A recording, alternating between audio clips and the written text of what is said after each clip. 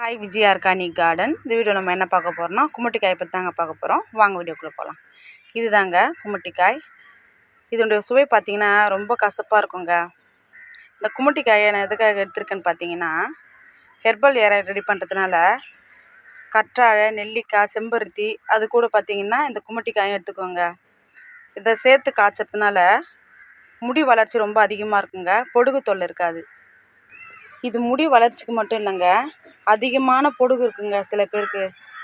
அதுக்கப்புறம் வந்து இந்த புழுவெட்டு, முடி பார்த்திங்கன்னா சிலருக்கு அப்படியே திட்டு திட்டாக கொட்டி போயிட்டுருக்குங்க. அந்த மாதிரி இருக்கவங்களுக்கு ரொம்ப நல்லதுங்க இது. இந்த காயை கட் பண்ணி எங்கெல்லாம் முடி கொட்டி போயிட்டுருக்கோ அந்த இடத்துல தேய்ச்சா புதுசாக முடி வளருங்க. இந்த குமட்டிக்காயை பார்த்திங்கன்னா பொடிசாக கட் பண்ணி காய வச்சு பவுடராகவும் பண்ணி வச்சுக்கலாங்க. இது நம்ம ஆயிலாகவும் ரெடி பண்ணி வச்சுக்கலாங்க. இந்த குமட்டிக்காய் கிடைக்கிற நேரங்களில் நம்ம சேகரித்து வச்சுக்கணுங்க. அதை எப்படி பண்ணலான்னு பார்த்தீங்கன்னா, அது கிடைக்கிறப்பெல்லாம் இது நல்லா கட் பண்ணி காய வச்சுக்கணுங்க. இது காய வச்சு பவுடராகவும் பண்ணி வச்சுக்கலாம்.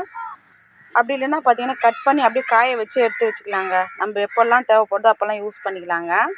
இந்த காயை நல்லா அரைச்சி நல்லா தலையில் தேய்ச்சி ஒரு மணி நேரம் நல்லா ஊற வச்சு அதுக்கப்புறம் குளிச்சோம்னா இந்த புழுவெட்டு, இந்த திட்டு திட்டாக முடி கொட்டுறது, அதுக்கப்புறம் பார்த்திங்கன்னா அதிகமான பொடுகு தொல்லை இது எதுவுமே இருக்காதுங்க. நான் இந்த குமட்டிக்காயை பொடுகுக்குன்னே ஏர் ஆயில் ரெடி பண்ணி வச்சுக்கோங்க.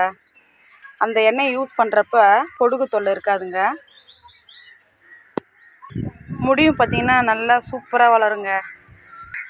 பொடுகு இருக்கிறவங்க, இந்த புழுவெட்டு இருக்கிறவங்க, முடி திட்டு திட்டாக கொட்டுறவங்க இதை ஒரு முறை ட்ரை பண்ணி பாருங்கள். இதனுடைய ரிசல்ட் பார்த்திங்கன்னா ரொம்ப சூப்பராக இருக்குங்க.